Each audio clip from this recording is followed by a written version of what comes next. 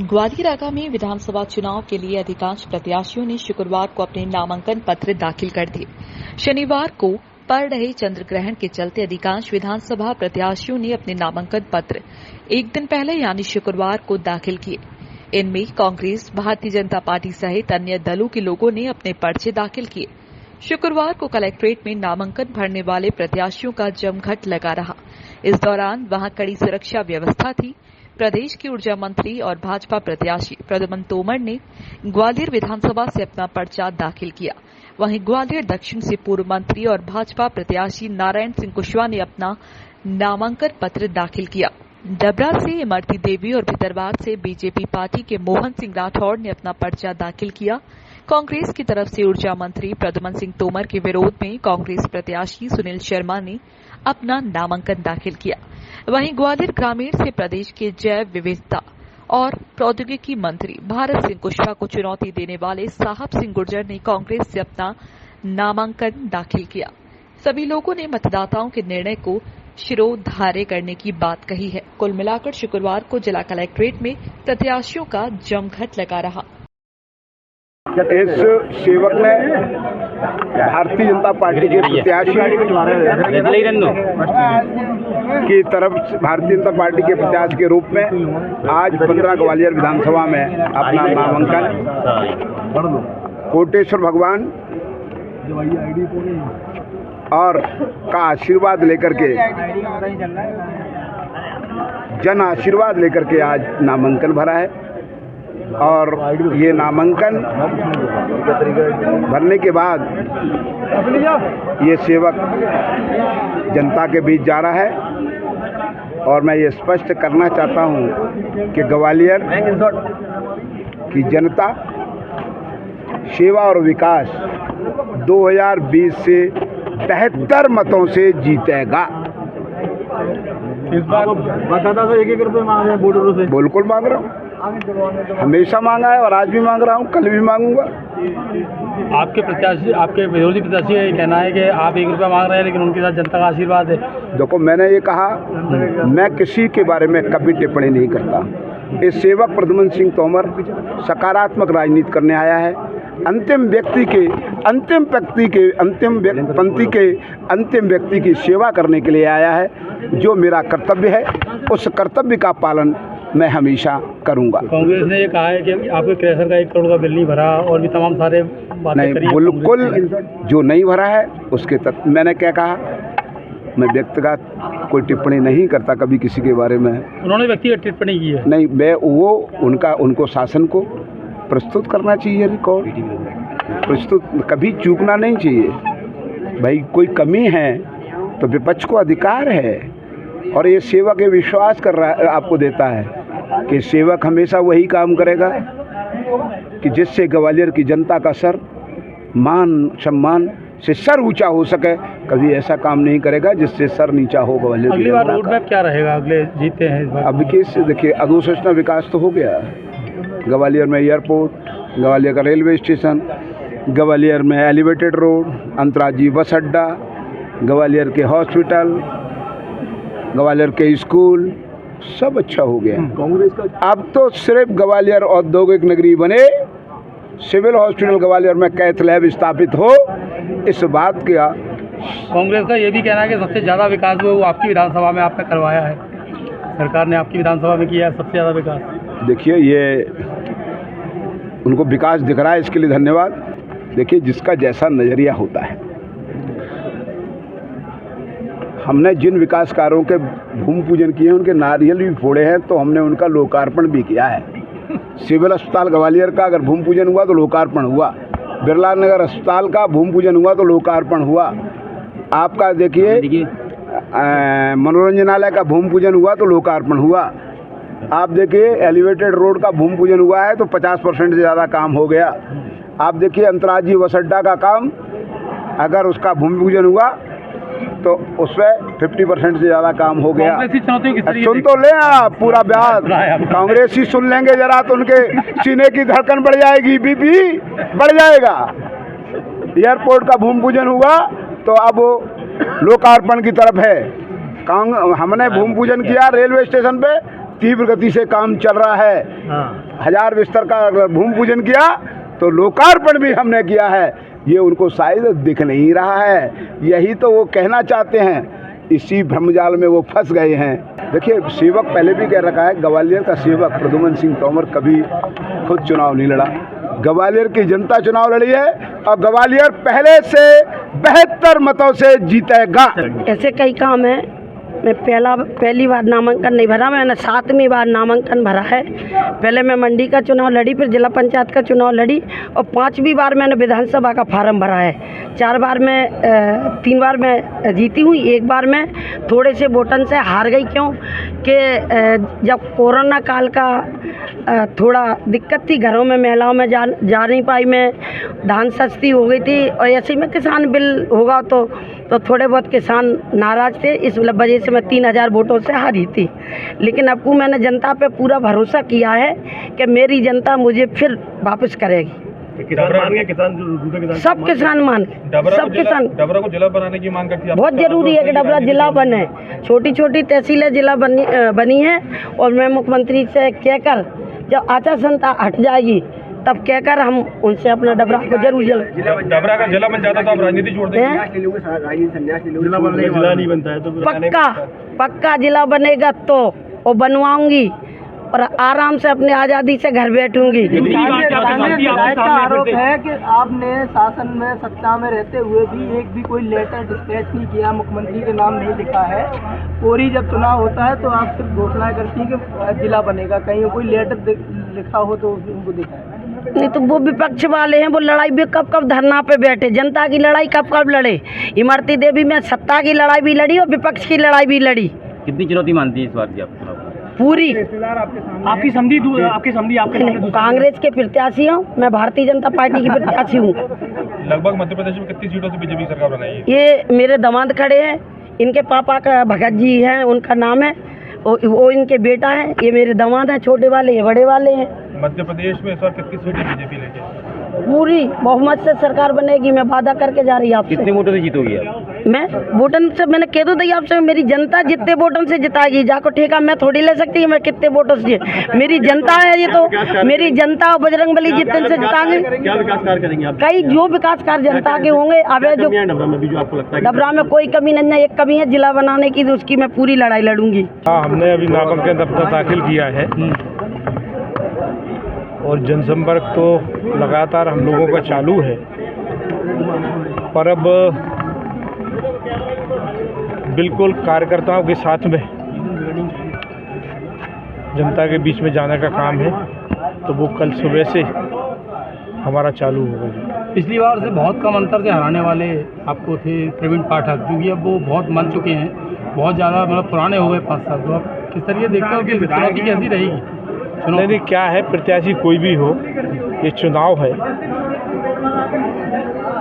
आदरणीय प्रवीण जी चुनाव प्रचार में लग गए हैं, वो अपना काम कर रहे हैं, उनकी पार्टी उनका काम कर रही है। जो मेरी भारतीय जनता पार्टी के कार्यकर्ता, नेता सब भारतीय जनता पार्टी का काम करना चालू कर दिया है। जो कितने अंतर रहेगा इस बार जीत? अब ये तो आकलन कोई नहीं कर सकता अभी। अनु मिश्रा आपके साथ, पर ये है क्या, चलिए, भारतीय जनता पार्टी के प्रति जो परिणाम आएंगे, इस विधानसभा ने ग्वालियर की तीनों शहर की विधानसभा, पूरी लोकसभा क्षेत्र से, पूरा संभाग से अच्छी सीटें इस बार भारतीय जनता पार्टी को मिलेंगी। पिछली बार नाराजगी रही थी समीक्षा गुप्ता से, इस बार नाराजगी रही है? कोई नाराजगी नहीं है। हाँ, नाराजगी नहीं, इस बार वो आपके साथ है भी नहीं? नहीं, हमारे साथ, हमारे साथ हैं, कोई नाराजगी किसी की नहीं है अब, क्योंकि परिवार में सब कुछ ये बातें चलती हैं, उसका समाधान भी होता है। आपके बगावत का कोई खतरा तो नहीं है?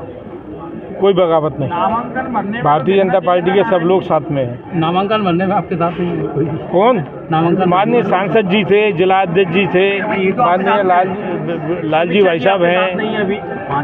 समीक्षा जी अभी आपके साथ ये कितने लोग आते हैं अंदर? चलिए, दूसरा अंदर कितने लोगों की संख्या आती है भाई? आपके क्षेत्र में सब्जी मंडी आती है, तमाम सारे जो व्यापारी हैं वहाँ के, वो भी कोई ना कोई उम्मीदवार लगाए आपसे रहते हैं, तो इस बार क्या रहेगा? ये बात जरा विधायक जी से पूछना, उनके क्षेत्र में घर के सामने सब्जी मंडी है, उन्होंने मंडी के लिए क्या किया? आप जीतेंगे तो क्या करेंगे? नहीं, मैंने बहुत किया है और मैं अभी भी 5 साल करता रहा हूँ। जो कोरोना काल में भी मंडी वालों को परेशानी थी, उनका साथ दिया, उनके लिए व्यवस्थाएं करवाई और आज भी हम मंडी वालों के साथ हैं। जता रही है तो वो ज़्यादा बेहतर समझती है अपने प्रतिनिधि को। ये बंदा क्या समझे कि विकास होता है कि विनाश होता है। इसने विकास कितना किया डबरा में, उसका परिणाम ये हुआ कि बाई इलेक्शन में बाई हार गई। इनके नेतृत्व में तो होता था वहाँ विकास। अब ये यहाँ विकास की बात करते हैं तो यहाँ की जनता तय करेगी, भितरवार का मतदाता तय करेगा कि यहाँ विकास हुआ है कि विनाश हुआ है। रोजगार के साधन नहीं है भितरवार में, उनको बोलिए। ये बात सत्य है कि हमारा, मैंने कहा ना, दो तरह का मेरा क्षेत्र है। एक तो एरिकेटेड है सिंचित क्षेत्र, एक असिंचित क्षेत्र है। तो जो असिंचित क्षेत्र है वो ग्वालियर जिले का, हमारा जो ट्राइबल जो वास करता है ना, आदिवासी समाज का जो लोग हैं, वो 90% हमारे घाटीगांव सर्कल में रहते हैं। ग्वालियर जिले का 90% ट्राइबल घाटीगांव क्षेत्र में निवास करता है और वो नॉन एरिकेटेड एरिया। ये बात सही है कि वहाँ रोजगार के साधन नहीं है। पहले खदानें चलती थी तो हमारे वहाँ के लोग, वहाँ के निवासी ट्राइबल के लोग, हमारे गुर्जर समाज के लोग, अन्य बिरादरियों के लोग खदान से अपना जीवन यापन करते थे। आजकल वो बंद पड़ी हैं। तो निश्चित तौर पर ये बात आपकी सत्य है कि रोजगार में अभी दिक्कत है, वहाँ रोजगार के साधन होना जरूरी है। तो किस तरीके का रोड मैप रहेगा? क्योंकि आपने डैम की बात करी, आपने रोजगार की बात करी, तो लेकिन रोजगार के लिए करने क्या वाले हैं वहाँ पर? क्योंकि रोजगार के ना तो उद्योग धंधे वहाँ पर लग सकते हैं और व्यवस्थाएं भी नहीं है। वहीं पहली बार जो है घाटी गाँव में काफ़ी परेशानी आई है। जो आपका असिंचित क्षेत्र है वहाँ पर ट्राइबल एरिया है, आदिवासियों को कहीं ना कहीं ग्वालियर आना पड़ता है या अलग अलग अन्यत्र जगह जाना पड़ता है। देखिए, वो जो क्षेत्र है वो एक्चुअली वहाँ स्टोन मिलता है, पत्थर मिलता है। पत्थर वहाँ का इस तरह का पत्थर इतनी अच्छी क्वालिटी का जो फॉरेन में एक्सपोर्ट हो रहा है, विदेशों में जा रहा है वहाँ का पत्थर। मेरे मन में ये प्लान था, चूँकि हम लोग 14 महीने गवर्नमेंट में रह पाए थे, मेरे मन में प्लान था कि जितनी भी हमारी स्टोन फैक्ट्रियाँ हैं, वहाँ स्टोन की खदान है, उन खदानों को जो हमारा पत्थर विदेश में एक्सपोर्ट होता है, उसको मेरा प्लान था कि यहाँ एक बड़ा फैक्ट्री इंडस्ट्री के रूप में हम लोग डेवलप करें। तो इससे एक तो हमारे क्षेत्र के लोगों को रोज़गार मिलेगा और जो हमारा स्टोन जो कम पैसे में चला जाता है विदेश में, उसकी लाखों रुपए की कीमत है, यहाँ बहुत कम मात्रा में पैसों में चला जाता है, उसकी वैल्यू यहाँ बढ़ेगी अगर यहाँ से हम लोग उसको पूरी तरह मॉडिफाई करेंगे। तो लगभग कितने अंतर से जीत की उम्मीद कर रहे हैं आप और कितने अंतर? मैं कोई उम्मीद नहीं कर रहा। हमारे लोगों ने नारा दिया है, भितरवार क्षेत्र के मतदाताओं ने नारा दिया है कि इस बार भितरवार 50,000 वोटों से अधिक से जीतेगी।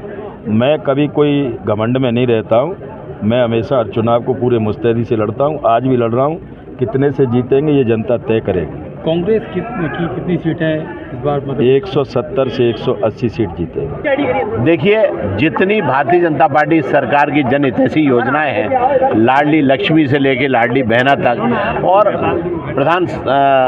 किसान सम्मान निधि से लेके प्रधानमंत्री आवास तक, उन सब को लेके हम जनता के बीच में गए हैं और वही हमारा सबसे बड़ा संबल है। विगत 3 वर्षों में कोई गांव, कोई चौपाल, कोई घर आंगन नहीं छोड़ा जिसमें हम 3-3, 4-4 दफे नहीं गए हों। इसलिए भारतीय जनता पार्टी 50,000 अधिक वोटों से जीतेगी। ये मैं आपको को लेकर कई बार भ्रष्टाचार के आरोप लगाए भितरवार के अंदर, आपको पता है भ्रष्टाचार? मैं भ्रष्टाचार के आरोप जो मैंने लगाए हैं, मैंने आपको प्रमाण सहित दिए हैं। निकाले तो हमारे किरार समाज के एक वकील साहब हैं, उन्होंने हैं, लेकिन जनता के बीच में जब वो गए हैं, मैं आपसे कहता हूं ना, आप एक दिन मीडिया अपना समय निकाले। केवल 16 गांव हैं जिनमें 15 करोड़ रुपया निकाला गया है। आप जाइए, खुद सत्यापन करिए, आपको समझ में आ जाएगा दूध का दूध और पानी का पानी। जनता को तो पता लग गया कि भ्रष्टाचार क्या है, चाहे वो स्वेच्छानुदान हो, चाहे विकास की निधि हो, उसमें किया है। 18 महीने तक सरकार रही, खुद विधायक सरकार रहा, लेकिन 1 रुपये का काम इस भितरवार विधानसभा क्षेत्र में नहीं हुआ। विधानसभा में अवैध उत्खनन भी काफ़ी हो रहा है, तो उस पर क्या लगाम लगाई जाएगी? देखिए, जब जनता मुझे प्रतिनिधि चुनेगी तब उस वक्त जनता के सारे कष्टों के लिए संघर्ष करना मेरा दायित्व होगा और इसलिए हम उसमें सफलता पाएंगे, क्योंकि भारतीय जनता पार्टी का प्रत्येक नेता चाहता है कि हम जनता की जनहितैषी योजनाओं को उन तक पहुंचाएं और गरीबों की लड़ाई लड़ें। इसलिए मैं आपको कहता हूं कि सारे भ्रष्टाचार जितने भी, चाहे विकास की यात्रा में विधायक के द्वारा पहुंचे हों, चाहे सम्मान निधि में पहुंचे हों, किसी भी प्रकार से होंगे, सबको समाप्त होगा। लगभग ऐसा कितनी सीटें भाजपा प्रदेश में? मैं कहता हूँ पूरे मध्य प्रदेश में तो भैया 2/3 से ज़्यादा की लहर चल रही है। बहुत बड़ा परिवर्तन है इस बार। देखिए, भारतीय जनता पार्टी केवल और केवल दायित्व देती है, पद नहीं देती। तो दायित्व जिसको भी देंगे वो ग्रहण करेगा। लाडली बहना योजना को लाखन सिंह जी ने चुनावी योजना बताया है, चुनाव में ही आती है ऐसी योजना? नहीं, दरअसल क्या है, उन्होंने जीवन भर केवल किसान कर्जा माफ़ी से लेकर जितनी भी योजनाएं सिर्फ चुनाव की योजनाएं चलाई हैं। जितने विकास कार्य में चुनाव के 1 महीने पहले उसकी रूपरेखा खींचते थे और चुनाव जीत के घर चले जाते थे। इस बार पहली दफ़ा जनता ने विकास को नज़दीक से हमने देखा है। 350-400 करोड़ के काम, तो चाहे करैया से चीनों से भितरबार की रोड हो, चाहे देवरी कांछे से रानी घाटी से मोना की रोड हो, इस प्रकार 400 करोड़ की रोडें, मोना पाटई क्षेत्र की 105 करोड़ की जो सिंचाई योजना है, हिम्मतगढ़ तालाब की जो 19 करोड़ की योजना है, ये सारी योजनाएं जिस तरह से अब धरातल पर उतर रही हैं, अब कांग्रेस के किसी भी झूठ में जनता नहीं फंसेगी और केवल भारतीय जनता पार्टी का 17 नवंबर को 50,000 से अधिक वोटों से जिताने के संकल्प के साथ उतरी है और हम चुनाव जीते। नागर सिंह ने भी बोला है कि बड़े धुंधल आके भितरवार चुनाव लगे बीजेपी तरफ से, लेकिन अरे यार सुन तो लो, ऊंट की लंबाई बहुत होती है, जब उसको पता लगता है पहाड़ के नीचे आता है। क्योंकि चुनौती जब होती है जब कोई सामने हो। इस बार जो चुनाव है भाजपा बनाम जनता के बीच चुनाव है, और आज जब जनमत और जनता का आशीर्वाद कांग्रेस पार्टी को मिल रहा है, तो मैंने सुना है कि एक नौटंकी फिर शुरू हो गई है कि 1 रुपया दे दो, 1 रुपया दे दो। कैसे भी जनता की भावनाओं से खिलवाड़ करने की कोशिश की जा रही है। पूर्व में कहते थे कि मैंने 1 रुपये का इतना रुपया इकट्ठा कर लिया कि उसका ब्याज नहीं पटा पा रहा, तो भैया जब ब्याज नहीं पटा पा रहा है तो 1 रुपया फिर शुरू कर दिया। तो जनता कह रही है कि 1 रुपया वो मांग रहे हैं, लेकिन मैंने जनता से 1 रुपया नहीं मांग रहा।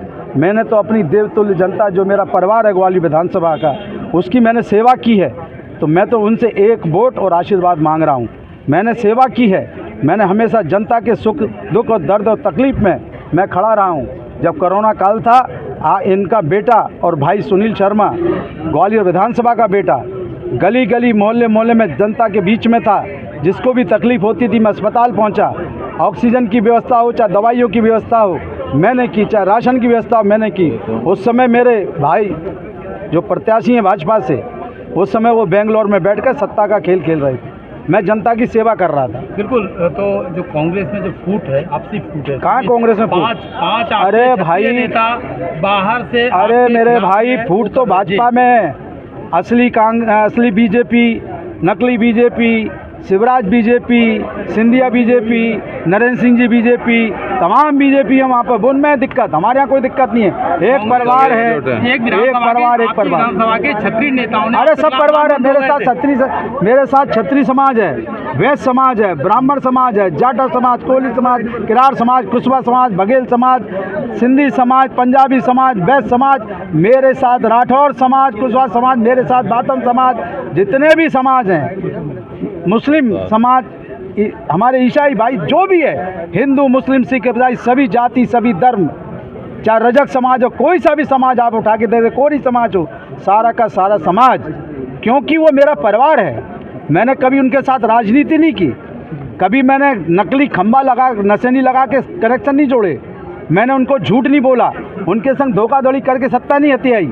मैंने सच्चाई के साथ ग्वालियर की विधानसभा जो मेरा परिवार है उसकी मैंने सेवा की है, और आज परिवार मेरे साथ खड़ा है। इसलिए दोबारा 1 रुपया जरूर ले सकते हैं, लेकिन आशीर्वाद और वोट जनता सुनील शर्मा को और कांग्रेस को देगी। चुनौती है ही नहीं, क्योंकि जनता उनके पास नहीं है, जनता का आशीर्वाद तो मेरे पास है, उनके पास 1 रुपया है। शर्मा जी, लाडली बहना योजना के बारे में कहाँ थी लाडली बहना? लाडली बहना योजना तो सुनील शर्मा की थी भाई, आप लोग बोलते क्यों नहीं हो?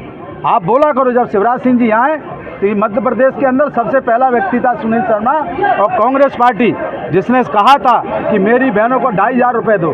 जब ये मेरी मजाक उड़ा रहे थे, मेरे को कह रहे थे जेल में डाल दो, कह रहे थे, नहीं कह रहे, मैं गलत कह रहा हूँ कि आप बताओ। और आज वो बहनों की 18 साल बाद याद आई है कि उनको पैसे देकर उनको बरगलाने की कोशिश हो रही है। लेकिन आपको मैं बता दूं, शिवराज सिंह जी की सभा हुई थी फूलबाग में, तो बहनें लौट रही थी, बोले कुछ भी हो, शंखनाद तो मेरे भाई सुनील शर्मा ने किया था, तो आशीर्वाद तो सुनील शर्मा को ही मिलेगा, कांग्रेस पार्टी को मिलेगा। आप सबके स्नेह प्रेम से ग्वालियर ग्रामीण विधानसभा की जनता के स्नेह प्रेम से नामांकन तो मैंने भर दिया है, और आप और आगे क्या पूछना चाह रहे हैं बताएं मुझे। बस ये पूछ रहा हूँ, ग्रामीण में क्या रोड मैप रहेगा, किस तरीके से चुनौती का सामना करेंगे, क्योंकि भारत सिंह कुशवाहा आपके सामने है, मंत्री रहे हैं तो... मेरे सामने नहीं है, भारत सिंह जनता के सामने है। मैं तो जनता का सेवक हूँ, जनता मुझे चुनाव लड़ा रही है और जनता चुनाव जिताएगी।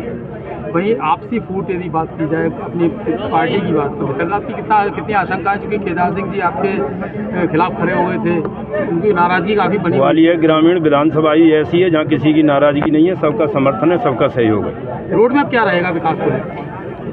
बहुत सारे मुद्दे हैं, उनको लेके हम क्षेत्र में जा रहे हैं, चाहे रोड, बिजली, पानी की बात हो, स्वास्थ्य, शिक्षा की बात हो, मूलभूत सुविधाओं की बात हो, चाहे स्कूल कॉलेज की बात हो, खेल मैदान की बात हो, कई ऐसी चीज़ें जो अभी तक विधानसभा क्षेत्र में नहीं हो पाई, उन्हें पूरा कराने का काम हम करेंगे। वहीं रोजगार की यदि बात की जाए तो रोजगार की व्यवस्था जो है ग्रामीण के अंचल के लोगों को यहाँ पर आना पड़ता है, बहुत परेशानी होती है, खासतौर पर ग्रामीण अंचल की यदि बात की जाए रोजगार। एक सिर्फ ग्वालियर ग्रामीण विधानसभा की बात नहीं, एक बहुत बड़ा मुद्दा है महंगाई का और बेरोजगारी का पूरे देश में।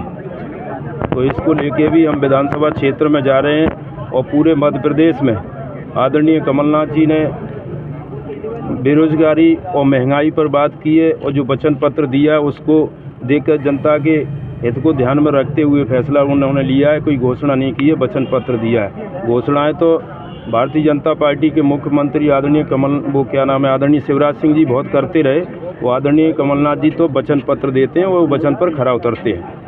वहीं यदि सरकार की बात की जाए, कांग्रेस पार्टी की सरकार आती है तो क्या प्राथमिकता किस तरह की रही है? कांग्रेस पार्टी की सरकार बनेगी तो हमारी पहली प्राथमिकताएं यही रहेंगी कि चाहे किसान हो, मजदूर हो, नौजवान हो, माताएं बहनें हों, इसके लिए हम काम करेंगे। यही हमारी पहली प्राथमिकता रहेगी और जनता का विकास कराएंगे, जनता के हित का काम करेंगे, जनता का ध्यान रखेंगे, तो इससे कोई बड़ी बात नहीं हमारे लिए हो सकती। यही हमारी प्राथमिकता रहेगी। क्योंकि भारत सिंह जी 2 बार से जो है विधायक हैं, मंत्री रहे हैं, तो कहीं ना कहीं उनका भी काफ़ी बड़ा वोट बैंक है, और चूँकि आप इस वोट बैंक का किस तरीके से सामना करेंगे, चूँकि लगातार 2 बार से वो विधायक है, उसके बाद में जनबल धनबल दोनों ही हैं उनके। मेरे पास धन तो है नहीं, ठीक है, मेरे पास तो सिर्फ जनता के बीच में जाने के लिए, उनकी दुख में, सुख में, परेशानी में उनकी लड़ाई हमेशा मैं लड़ता रहूं और जनता उसके साथ रहती है जो जनता के दुख में और परेशानी में रहता है। कांग्रेस की कितनी सीटें आएंगी प्रदेश में? आखिरी सवाल, कांग्रेस की कितनी सीटें आएंगी प्रदेश में? कांग्रेस की 150 सीट आएंगी, और वो भी मैं आपको बता देना चाहता हूँ, हमारे मीडिया के सब भाई खड़े हुए, आप भी इसमें सहयोग करें। अभी जो प्रदेश में नहीं पूरे देश में जो माहौल है, ना तो पत्रकार भाई सुरक्षित हैं, ना किसान सुरक्षित है, ना मजदूर सुरक्षित है, ना जवान सुरक्षित है, ना माता बहनें सुरक्षित हैं। आप भी कहीं न कहीं ऐसे घर परिवार से आते हो कि आपको भी जो सुविधाएं मिलनी चाहिए, जो सरकार के रहते हुए वो आपको भी नहीं मिल पाई हैं। आप पत्रकार जरूर हो, मगर हो तो किसी न किसी किसान घर परिवार से ही हैं।